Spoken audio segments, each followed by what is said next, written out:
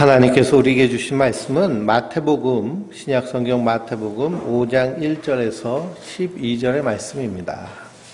신약성경 마태복음 5장 1절에서 12절의 말씀. 신약성경 5페이지에 있는 말씀입니다. 마태복음 5장 1절에서 12절. 신약성경 5페이지에 있는 말씀을 한 절씩 교독하겠습니다. 예수께서 무리를 보시고 산에 올라가 앉으시니 제자들이 나온지라. 입을 열어 가르쳐 이르시되 심령이 가난한 자는 복이 있나니 천국이 그들의 것이며 애통하는 자는 복이 있나니 그들이 위로를 받을 것이며 온유하는 자는 복이 있나니 그들이 땅을 기업으로 받을 것이며 의에 줄이고 목마른 자는 복이 있나니 그들이 배부를 것이며 긍휼히 여기는 자는 복이 있나니 그들이 긍휼히 여김을 받을 것이며 마음이 청결한 자는 복이 있나니 그들이 하나님을 볼 것이며 화평하게 하는 자는 복이 있나니 그들이 하나님의 아들이라 일컬음을 받을 것이며 의를 위하여 박해를 받은 자는 복이 있나니 천국이 그들의 것임이라. 나로 말미암아 너희를 욕하고 박해하고 거짓으로 너희를 거스려 모든 악한 말을 할 때에는 너희에게 복이 있나니 기뻐하고 즐거워하라. 하늘에서 너희 상이 큼이라. 너희 전에 있던 선지자들도 이같이 박해하였느니라. 아멘. 건강히 우리 성도님들 위해 늘 충만하시기를 주님의 이름으로 축원드립니다. 우리 마태복음 5장 1절에서 12절 말씀을 통해서 산에서 말씀하심이란 제목으로 함께 은혜를 나누도록 하겠습니다. 지금 온 지구가 난리입니다.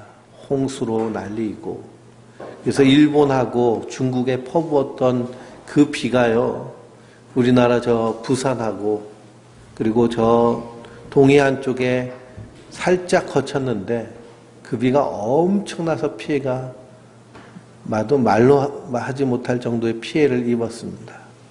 근데 저 일본하고 중국은요, 그런 비가 그냥 한 달 넘도록 계속 왔습니다. 그래서 전 세계 최고의 그리고 가장 큰 댐이라고 하는 그 샨사댐, 양쯔강 을 막아가지고 만든 이 산사댐이 가득 차가지고요, 붕괴 위험이 있다라고 얘기합니다. 그 댐이 붕괴되면은요, 중국은 엄청난 그 수재를 입을 뿐만 아니라 그 댐 밑으로 하류의 이 바닷가 주변으로 이 원자력 발전소들이 있습니다. 근데 그 원자력 발전소들이 이 물에 잠기게 되면 그러면 이 후쿠시마 발전소처럼 폭발할 위험이 아주 큽니다. 그래서 우리가 위하여서도 기도하고, 그리고 항상 이 재난의 상황을 유의 주시하며 살펴야 됩니다. 그래서 앞으로 우리가 살고 있는 이 시대는요, 재난의 일상화가 되어 있는 시대가 우리가 앞으로 살아야 될 시대의 모습입니다. 그래서 과거에는 아침에 일어나면 일기예보 하나만 들으면 되었는데, 우리나라가 경제가 발전하면서 어느 순간부터는 일기예보를 들으면서 교통정보를 듣기 시작하고, 그래서 수도권에 살면은요, 꼭 교통정보를 체크하고 나가야죠. 아무 때나 나가면 길이 막혀가지고 길바닥에서 몇 시간씩 허비하기가 있습니다. 그러니 원주에 사는 게 얼마나 행복한 건지요, 막힐 일이 없어요. 참 감사합니다. 그래서 일기예보만 확인하다가 이제 교통정보도 확인해야 되고, 그러다 보니까 어느 순간 미세먼지 정보도 확인하게 되고, 그래서 몇 년 전부터는 이 미세먼지 때문에 마스크를 쓰고 다니고, 봄, 여름에는 창문을 열지 못할 정도로 그렇게 힘든 시절을 우리가 보냈는데요. 그래서 그 다음부터는 무엇도 같이 살펴볼까요? 미세먼지까지 함께 살펴봅니다. 일기예보에 미세먼지 정보까지 함께 얘기를 해요. 그러다가 이제 우리가 살고 있는 이 시대는 코로나 정보까지 체크해야 됩니다. 그래서 대한민국에 확진자가 몇 명이나 발생됐고, 외국에서 유입된 사람하고 지역에서 감염된 사람이 얼마나 있는지 그걸 확인해 가지고 원주는 지금 없잖아요. 참 감사한 일입니다.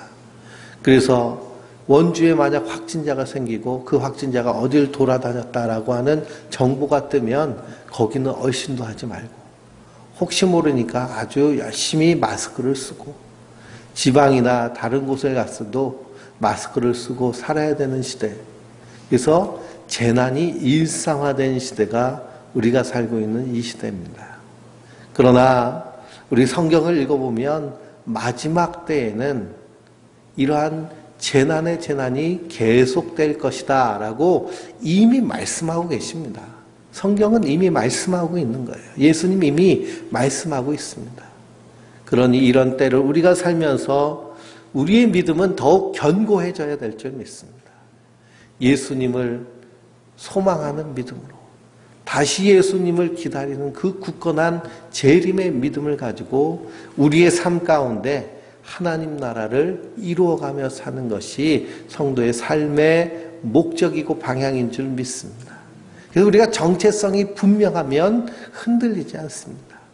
마지막 때를 분명히 말씀하셨기 때문에요. 우리는 기름 등불을 준비하는 지혜로운 자가 되어야 될 줄 믿습니다. 그리고 우리 삶 가운데 신앙의 선순환이 될 수 있도록 악순환이 계속되면요. 큰일 나죠. 그래서 선순환이 되도록. 저 중국에 홍수가 났는데 그래서 그 산사댐이 얼마나 큰지요.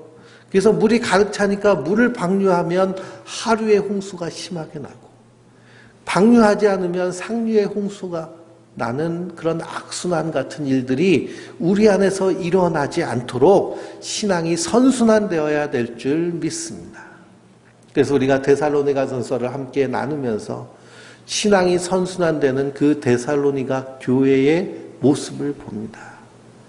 믿음의 역사와 사랑의 수고와 소망의 열매는 소망의 인내의 이 열매는 거저 맺어지는 것이 아니라 선순환되는 그 신앙의 모습에서부터 이루어졌습니다.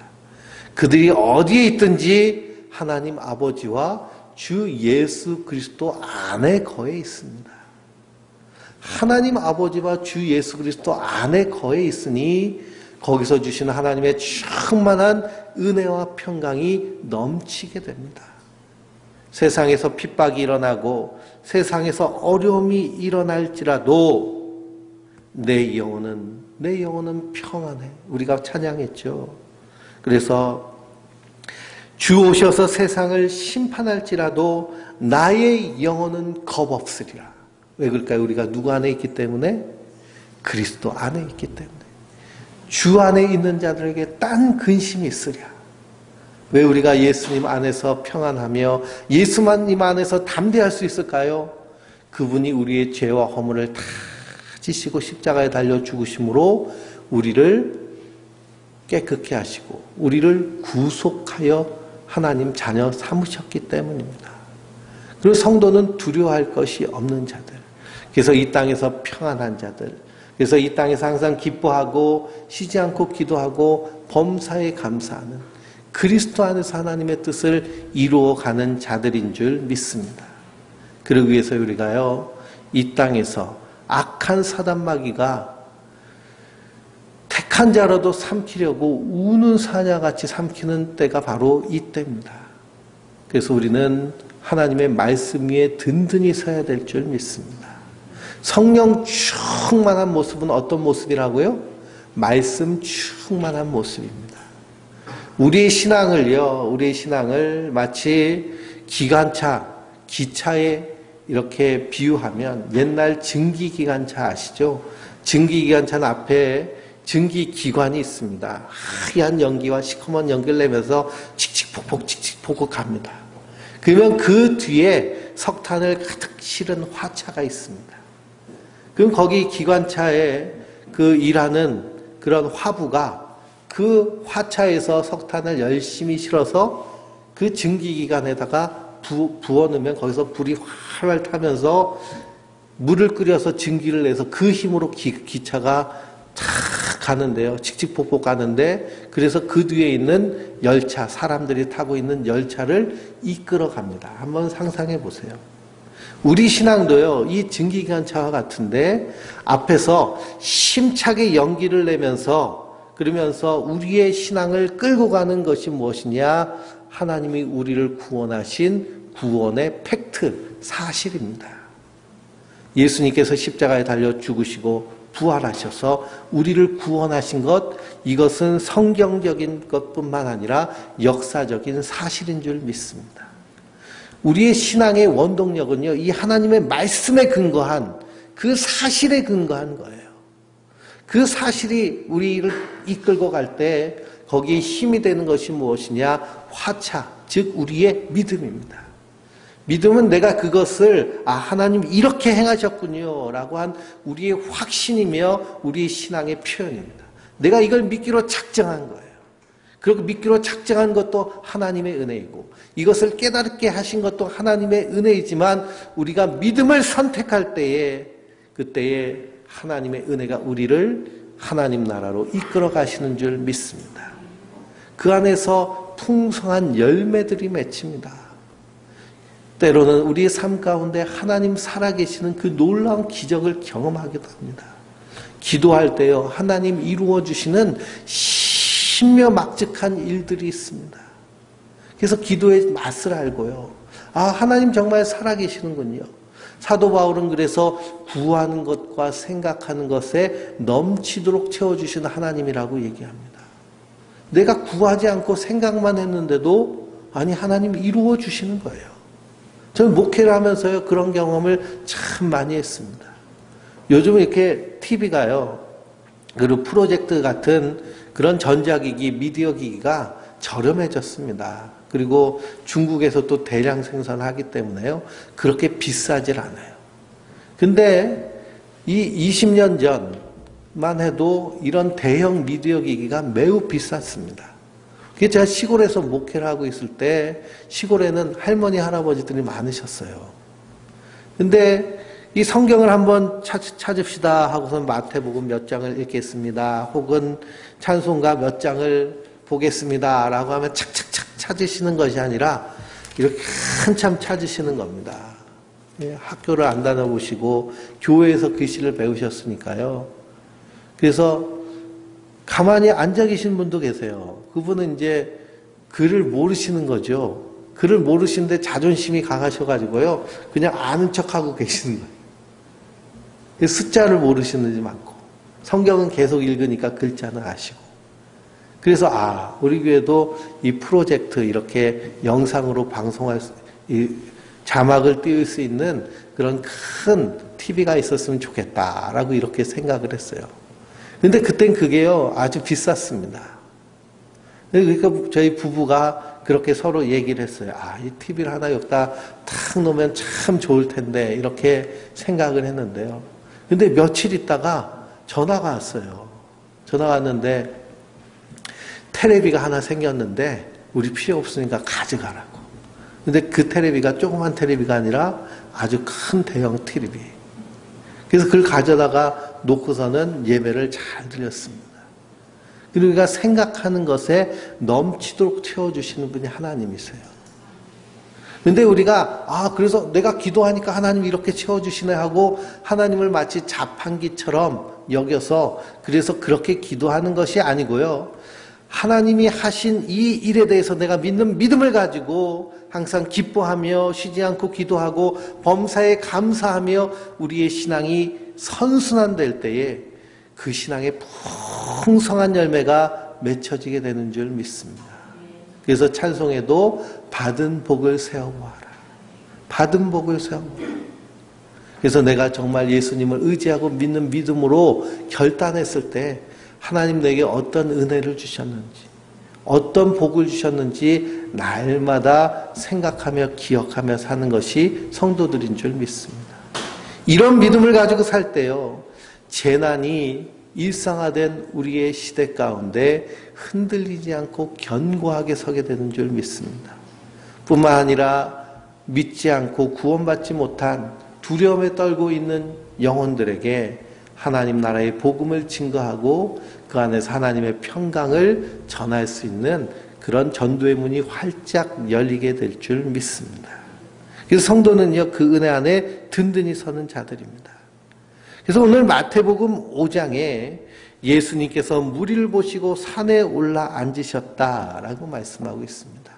산에서 말씀하신 예수님이 우리를 구원하시기에 이루신 일들을 우리가 서로 말씀을 통해서 나누면서 우리가 이런 복을 누리고 있구나라는 사실을 오늘 말씀을 통해 발견하고, 그리고 그 은혜 가운데 든든히 서시기를 주님의 이름으로 축원드립니다. 산에서 말씀하시는 분, 성경을 읽어보면요, 산에서 말씀하시는 분이 계십니다. 구약 성경을 읽어보니까요, 하나님께서 이스라엘 백성들을 10가지 재앙으로 세상에서, 애굽에서 구원해 내셨습니다. 그 10가지 재앙을 통해서 구원받은 이 출애굽한 이스라엘 백성들이 어디로 가느냐, 하나님이 이끄시는 대로 구름 기둥과 불 기둥의 인도함을 받아서 간 곳이 시내산입니다. 시내산에서 하나님이 그들에게 말씀하신 것이 십계명과 율법입니다. 그러니 산에서 말씀하셨다라는 것은 예수님이 누구시라는 거예요? 하나님이시라는 거예요. 이스라엘 백성들에겐 산에서 말씀하신 분이 바로 하나님이시구나. 하나님이 사람이 돼서 이 땅에 오신 예수님께서 이제 백성들에게 말씀하십니다. 마태복음 4장을 읽어보면 예수님이 공생애를 시작하시는데요, 가장 먼저 하신 말씀이 무엇이냐? 회개하라, 천국이 가까이 왔느니라 라는 말씀입니다.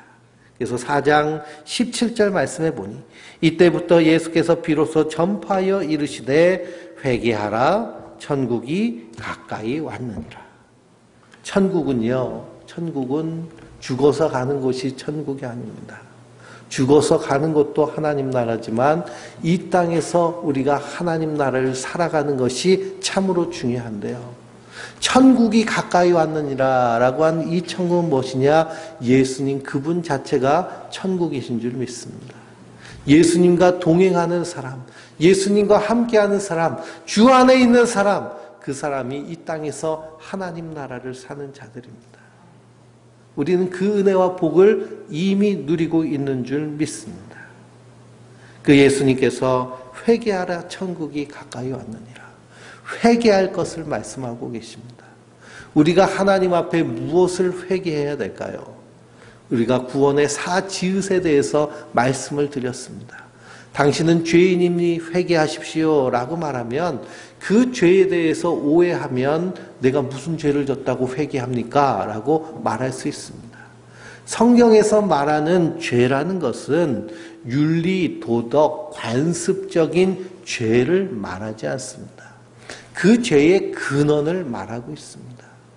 사람은요, 윤리, 법률, 도덕, 관습의 그런 것들을 어기면 저 사람들 죄인이라고 지칭을 하는데 성경은 본질적인 것을 봅니다. 그래서 본질적으로 하나님이 온 우주와 나의 주인이신데 내가 나의 주인 노릇하는 것이 하나님 앞에 죄인인 것입니다. 우리는 다 누구 거예요? 하나님 거예요.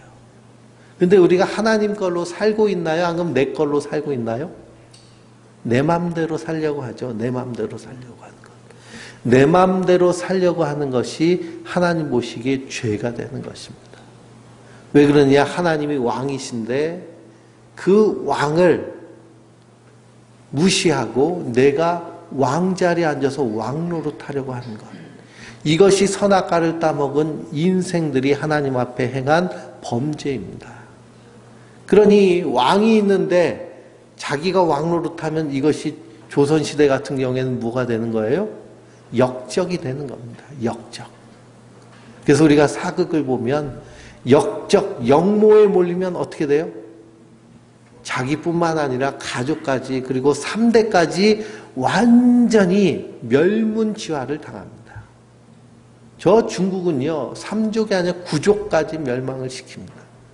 그러니 아주 동네 한 가문 자체를요, 아주 흔적도 남기지 않고 없애버립니다. 이게 역모입니다. 그런데 우리는 공공연하게 하나님을 향하여서 뭐를 저지르고 있어요? 역모를 저지르고 있는 것, 이것이 하나님 말씀하시는 죄입니다. 죄. 그러니 회개하라 라고 말씀하시는 것은 내가 하나님 자리에 앉아 있었던 자리에서 어떻게 하라는 거예요? 내려와라 라는 겁니다. 내려와라. 그리고 거기에 누가 왕노릇 하시는 거예요? 우리 하나님이 왕노릇 하실 수 있도록. 그런데 내가 왕노릇 한다고 내 인생의 자리에 앉아서 내 마음대로 살려고 막 무짐장했는데 내 마음대로 되어지는 것이 있었을까요? 없었을까요? 하나도 없는 겁니다. 내 마음대로 되는 게 하나도 없어요. 그래서 너는 어렸을 때 꿈이 뭐니 얘기하면 저는 뭐 대통령이 될 거예요. 뭐가 될 거예요. 저는 어렸을 때 비행기를 좋아해가지고 비행기 파이로트가 되고 싶었습니다. 그런데요, 눈이 너무 나쁜 거예요. 군대도 안 갔는데 무슨 파이로트가 되겠습니까? 그게 택도 없는 거죠. 내 마음대로 될 수 있는 것이요, 하나도 없는 것이 우리 인생입니다. 그러니 그 뒤에서 누가 다 조작하고 있어요? 악한 사단마귀가 세상을 통해서, 정욕을 통해서 다 세상이 이끄는 대로 끌려가게 만드는 것이 결국엔 우리 인생입니다. 그러니 원래 주인이신 하나님이 나의 인생의 주인이 될 때 내 안에 하나님 나라 천국이 이루어지는데, 그 원래 주인 되신 하나님을 버리고 내 인생에 내가 주인 노릇하니 그 뒤에서 누가 진짜 주인 노릇하는 거예요? 나를 꼭두가시 같이 만들면서 세상과 정욕과 마귀가 주인 노릇하며 하나님의 심판과 진노의 자리를 이끌고 가는 것이 이 세상의 모습입니다. 회개하라라고 할 때 이 회개는 하나님을 나의 인생의 주인으로 모시는 것이 회개인 줄 믿습니다. 회개는요, 잘못된 길을 가는 것을 돌이키는 것을 말하는 거예요. 그래서 우리가 예수 믿고 구원받았다라고 할 때 반드시 필요한 것은 무엇이냐? 회개하는 것입니다. 그 회개가요, 우리의 삶 가운데 하나님이 주인이신데 내가 주인 노릇했군요. 죄송합니다. 하나님 내 인생의 주인이 되어주세요.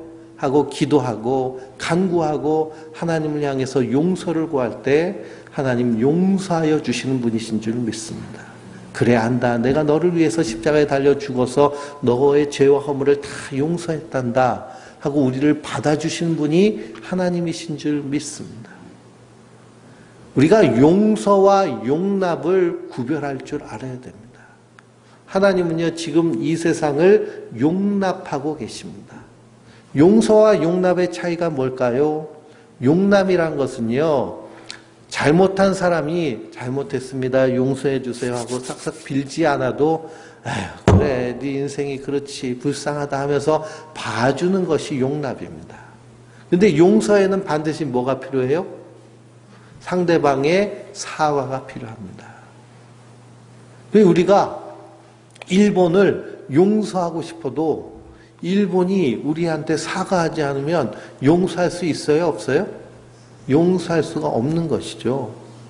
그 사과라는 것은 완전하게 상대방이 그것을 받아들일 수 있을 때 그 사과가 완성되는 것처럼. 그러니 하나님은요, 이 세상을 향해서 용납하고 계신 것이지 용서하신 것이 아닙니다. 용서받을 사람은 누굴까요? 자신이 죄인임을 깨닫고 회개하고 예수님의 십자가 앞에 모인 자들이 바로 용서받은 자들인 줄 믿습니다. 그래서 우리가 밀양이라는 영화 잘 아시죠? 전도연이 남편이 죽고 나서 자기 남편 고향인 밀양에 내려가서 피아노 학원을 하는데 자기 아들이 실종됐어요. 어린 아들이. 그리고 살해당했는데 알고 보니까 누가 살해를 했어요? 아이가 다니고 있는 학원의 원장 선생님이 아이를 살해한 겁니다. 그것 때문에 고통스러워하다가 우연히 어떤 예배에 참석하게 되고 거기서 큰 위로를 받고서는 마음에 다짐합니다. 그래, 내 아들을 죽인 저 원장이라도 내가 용서해야겠다. 하나님 나를 그렇게 용서하셨으니. 그리고선 찾아갔어요. 찾아갔더니 자기 생각과는 전혀 다른 일이 일어납니다. 자기 생각에는 고개를 들지 못하고 미안하다고 얘기할 줄 알았는데 뻔뻔스럽게 그 원장이 그 감옥에서 내가 하나님을 만나서 용서받았다고 평안하다고 그런 얘기를 들으니까 이 아기 엄마가 어떻게 돼요? 완전히 뒤집어지는 겁니다. 그리고 완전히 삐뚤어지는 거예요. 근데 거기서 이 영화 감독이, 그리고 원래 이 소설을 쓴 이 소설 작가가 용서와 용납이 뭔지를 구별하지 못했습니다. 용서라는 것은요, 죄를 깨닫고 사과할 때 용서가 되는 것이죠. 그러니 그 감옥에 들어간 그 원장이 하나님 앞에 용서받았을까요? 용서받지 못했을까요? 용서받지 못했습니다. 자기가 죄인인 것을 인정하지 않는데. 그래서 원래 그 원작, 그 소설을 보면요, 결국 그 애기 엄마는 자살합니다. 영화에서는 그냥 햇빛 비춰지는 거 보고 씩 웃고 마는데요, 자살을 해요. 그리고 우리가 용서와 용납을 분명히 알아야 됩니다. 회개할 때에 하나님 우리를 용서하여 주시는 줄 믿습니다. 그래서 회개하라, 천국이 가까이 왔느니라. 예수님 안에서 회개할 때 우리 안에 하나님 나라가 이루어지는 줄 믿습니다. 그 예수님께서 산에서 말씀하십니다. 심령이 가난한 자는 복이 있나니 천국이 그들의 것이며. 이 말씀을요, 팔복이라고 얘기하는데 산상순이라고도 얘기합니다. 그런데 이 말씀은 결국 예수님이 이루셔서 우리에게 전가하여 주시는 복인 줄 믿습니다. 심령이 가난하다. 이것은 마음이 가난하다라는 뜻인데요. 이 세상에 살면서 우리가 가난하고 싶으신 분 계세요? 가난하고 싶으신 분? 한 분도 없을 건데 성경은 가난한 것이 복이다라고 말합니다. 그런데 오늘 마음의 가난함을 말씀하고 계십니다. 마음이 가난하다는 것은 무슨 뜻이냐? 자기 뜻, 자기의 계획, 자기의 소유가 하나도 없는 사람이 마음이 가난한 사람입니다. 그러니까 마음이 가난한 사람은요, 1%도 자기 주장이 나오지 않는 사람을 마음이 가난한 자다라고 말합니다. 이런 사람 보셨어요? 다 자기 한 사람 한 사람마다 뭐가 있어요? 자기 주장이 있고 자존심이 있고 그리고 줏대가 있습니다. 그러니 우리 인간은요, 마음이 가난할 수가 없습니다. 근데 마음이 가난한 분이 계십니다. 그분이 누구실까요? 예수님이십니다. 겟세마네 동산에서 기도하실 때도 아버지여, 나의 원대로 하지 마시고 아버지의 뜻대로 되기를 원하나이다. 모든 일이 하나님 아버지의 뜻대로 되기를 원하시는 분이 예수님이십니다. 이것이 마음이 가난한 모습입니다. 그러니 마음이 가난하니 철저하게 하나님을 의지하고 철저하게 하나님을 받으신 분이 바로 예수님이신데요. 이 산상수훈에 있는 말씀을 헬라어 어순 그대로 보면은 제일 먼저 나오는 말이 우리 성경을 보면 심령이 가난한 자는 이라고 되어 있는데요. 헬라어 어순에는 복이 있다가 먼저입니다. 복이 있다. 복이 있다. 가난한 자들은 그 영으로, 왜냐하면 하늘의 왕국이 그들의 것이기 때문이다 라고 이렇게 직역해야 됩니다. 그런데 어순이 잘못됐어요. 심령이 가난하기 때문에 복이 있는 것이 아니라 복이 임하였기 때문에 그 안에서 심령이 가난한 자로 되어지는 줄 믿습니다. 그럼 복이란 것은 무엇일까요? 성경에서 말하는 복은 예수 그리스도를 나의 주, 나의 하나님으로 받아들이는 것이 가장 큰 은혜이며 복인 줄 믿습니다. 성경에서 말하는 복은요, 예수 믿는 복이 가장 큰 복이에요. 그리고 우리 성도님들은 복 받은 사람들일까요? 박복한 사람들이에요? 이미 다 복 받은 자들입니다. 왜 그럴까요? 하나님 나라를 약속받은, 구원받은 하나님의 백성이기 때문에 그렇습니다. 세상에서 말하는 복은 뭐 돈이 많으면 복 받았다, 자식이 잘 되면 복 받았다. 근데 이런 복을 세옹지마라고 얘기하죠. 썩어지고 없어질 것들입니다. 그러나 하나님 주신 복은 영원에서 영원까지 이루는 복인 줄 믿습니다. 그러니 복이 있다. 예수님이 우리 안에 임하시면 우리 안에서 이런 복을 누림으로 말미암아 천국이 그들의 것임이며 하늘의 위로를 받을 것임이며 땅을 기업으로 받으며 하나님 주신 것으로 배부를 것이며 하나님의 긍휼히 여김을 받을 것이며 이런 하나님의 은혜를 누리게 되는 자들인 줄 믿습니다. 그 일을 위해서 예수님이 우리에게 오셨습니다. 그래서 그분께서 이 땅에서 마음이 가난한 자로 하나님의 사랑을, 하나님의 말씀을 이루신 줄 믿습니다. 예수님 말씀하십니다. 예수님이 우리의 머리가 되시고 우리는 그의 몸된 지체가 됩니다. 그러면요, 우리가 식사를 하러 가게를 들어갈 때 머리가 들어가면 뭐도 따라서 들어가는 거예요? 몸도 들어가는 겁니다. 예수님께서 하나님 나라에 들어가시면 우리도 어떻게 하는 거예요? 같이 들어가는 것이죠. 몸이기 때문에 그렇습니다. 그리고 예수님이 우리에게 임한 자의 모습은 어떤 모습이냐?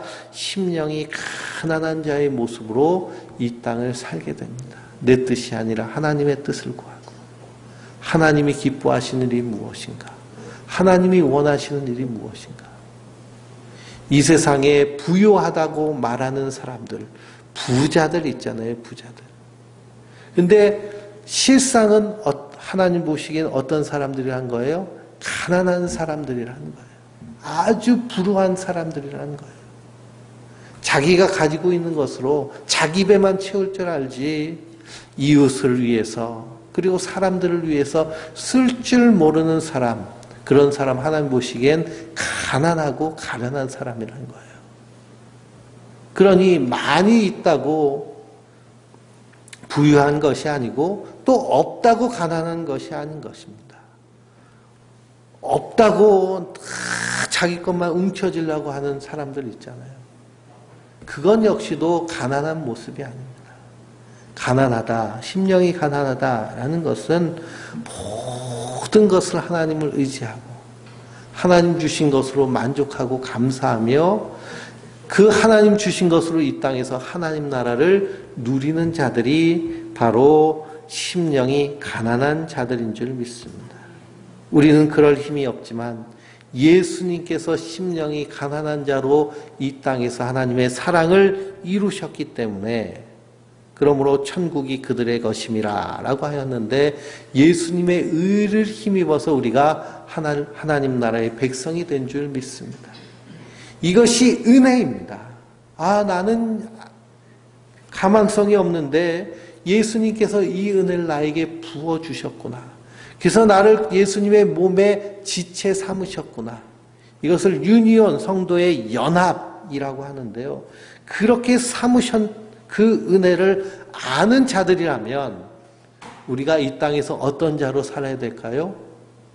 마음이 가난한 자로 살아야 될 줄 믿습니다. 우리가 이것을 망각하면은요, 우리 안에 죄성과 연약성이 있기 때문에 자꾸만 세상 것으로 채워가려고 합니다. 자꾸만 세상에 따라서 가려고 합니다. 그러나 주님이 원하시는 것은 마음이 가난한 자로 사는 것입니다. 마음이 가난한 자. 그래서 주님만 의지하고 주님만 바라보고 하나님 은혜 없으면 살 수 없어요. 그러면서 우리의 시선이 어디를 향하느냐? 세상을 향하게 됩니다. 세상을 향하게 살아보면 참 가슴치며 애통할 일들이 참 많이 있죠. 그래서 심령이 가난한 자는 애통하는 삶을 살게 됩니다. 복이 임하면요, 예수님이 내 안에 계시면 내 안에서 심령이 가난해질 뿐만 아니라 애통한 마음이 일어납니다. 저 사람들은 왜 저렇게 살까?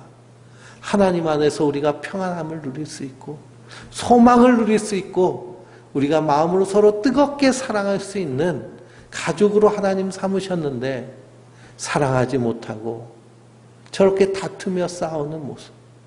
심지어는 요즘은 운전하기도 겁나잖아요. 이상한 사람들이 참 많이 있습니다. 작은 분노를 참지 못해가지고요. 그래서 큰 화를 당하는 사람들이 얼마나 많이 있는지 모릅니다. 그래서 보복 운전 같은 것 하면은요, 예전에는 뭐 CCTV 그런 게 없어서 증거도 없어서 그냥 넘어갔지만 요즘은 다 블랙박스가 있어가지고 신고하면 그냥 수백만 원의 벌금을 내고 감옥에 가기도 하고, 얼마 전에 우리가 분노하게 만든 일이 있죠. 이 택시 운전수가요, 이 구급차가 지나가는데 접촉사고가 났습니다. 그 안에 환자가 누워 있는데도 사고 처리하고 이 환자는 119 타고 가라고 그러면서 막아서서 결국 그 환자가 목숨을 잃었습니다. 그런 어처구니 없는 일들이 왜 생길까? 우리가 그 일을 향해서 분노할 수도 있지만 그러나 안타까워하는 마음이 우리 안에 또 있어야 될 줄 믿습니다. 그 사람의 마음의 공간이 얼마나 좁았으면, 그 사람이 얼마나 불쌍히 여길 줄 아는 그 마음조차도 없었다면 없었을까 하는 그런 애통함이 있어야 됩니다. 그래서 하나님께서 구약 성경을 읽어보면 이스라엘 백성들을 책망하실 때마다 책망하는 이유 중에 하나가 무엇이냐면 너희가 고아와 나그네들과 과부를 돌보지 않았다라고 책망을 합니다. 이 구약시대의 고아, 과부, 나그네는요, 가장 가난하고 약한 존재들입니다. 그러니 세상으로부터 밟히는 존재예요. 근데 하나님은요, 율법을 통해서 그들을 반드시 신원하라, 도와줘라 라고 이렇게 명령하셨습니다. 그래서 이스라엘 백성들에게 3대 경건의 삶이 있는데요. 첫째가 기도하는 것이고, 둘째가 금식하는 것이고, 셋째가 구제하는 것입니다. 고아와 과부와 나그네들을 도와주는 거예요. 왜 그렇게 하라고 하셨느냐? 출애굽기를 읽어보면 너희가 원래 그런 자들이었다. 이 애굽에 살고 있는 이 유대인들, 이스라엘 백성들의 상태는 어떤 상태였느냐? 노예 상태였습니다. 그리고 거기서 압제를 받는 나그네였고요. 그리고 자식을 빼앗기는 그런 자식을 잃은 어머니의 심정으로 사는 것이 이 이스라엘 백성들이었습니다. 저 이집트에 여행을 가보면요, 피라미드가 있고 스핑크스가 있고 엄청난 건축물들이 있는데요. 그런 건축물들을 누가 지었느냐? 외계인이 만든 것이 아니라 노예들이 만든 겁니다. 그러니 그 이스라엘 백성들이 거기 강제 노역하면서 고통스러운 인생을 살았습니다. 근데 하나님 그들을 구원해 내셨어요. 하나님의 은혜로 어린 양의 피로 그들을 구속하셨습니다. 그래서 하나님 백성 삼아 주셨어요. 그럼 그들은 잊지 말아야 될 것이 있는데요. 무엇을 잊지 말아야 돼요? 하나님의 은혜를 잊지 말아야 됩니다. 우리가 고아와 같이, 나그네와 같이 그렇게 가난하고 압제당했을 때 하나님 우리를 구원하셔서 하나님 백성 삼아 주셨군요 라고 하는 그 은혜를 잊지 않는 모습. 그래서 하나님을 의지하고 애통하는 마음으로, 그리고 온유한 마음으로 세상을 바라보며 하나님 나라를 함께 살기를 소망하며 사는 것이 성도의 아름다운 삶의 모습인 줄 믿습니다. 복이 있는 자의 모습입니다. 예수님과 함께 동행하는 사람의 모습입니다. 그러니 예수님이 내 안에 있을 때 혐오와 다툼과 미움과 싸움, 그런 것이 자리 잡는 것이 아니고요. 하나님의 선하신 그 사랑과 그 성령의 열매의 사랑과 희락과 화평과 인내와 자비와 양선과 충성과 온유와 절제와 세상을 바라보며 아파하고 기도하는 그 모습이 성도의 모습인 줄 믿습니다. 이것이 복이 있는 자의 모습인데요. 이 일을 예수님께서 이루셨기 때문에 우리가 그 은혜를 함께 누리며 함께 세워가는 자들인 줄 믿습니다. 그리고 우리의 신앙의 훈련은요, 내 마음이 가난해지는 훈련을 하는 것입니다. 내 뜻보다 하나님의 뜻을 먼저 찾으시기 바랍니다. 그래서 항상 우리가 기억해야 될 것은요, 예수님이라면 어떻게 하실까? 어떤 선택을 하고 결정을 할 때 예수님이라면 어떻게 하실까? 하나님 기뻐하시는 일은 무엇인가? 그 한 가지만 생각하면 우리의 선택과 결정이 명확해집니다. 분명해집니다. 흔들리지 않습니다. 세상적인 그런 마귀가 원하는 결정을 절대로 하지 않게 됩니다. 그렇게 사는 성도들, 이 땅에서 사도 바울은 뭐라고 하느냐? 근심하는 자 같으나 항상 기뻐하고, 가난한 자 같으나 많은 사람을 부유하게 하고, 아무것도 가지지 않은 사람 같으나 모든 것을 가진 사람이다 라고 고백합니다. 이것이 성도입니다.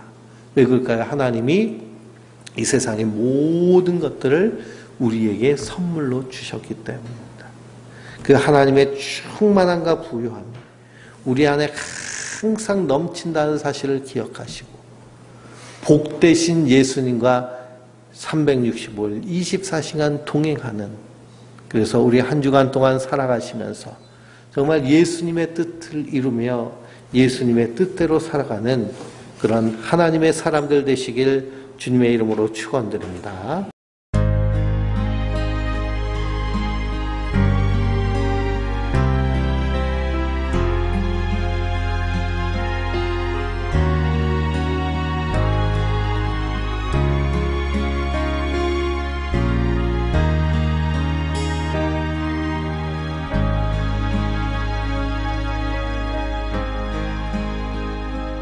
어둠 속에 매이던 내 영혼 갈 길 몰라 방황할 때에 주의 십자가 영광의 그 빛이 나를 향해 비추어 주셨네. 주홍빛보다 더 붉은 내 죄 그리스도의 피로 씻기어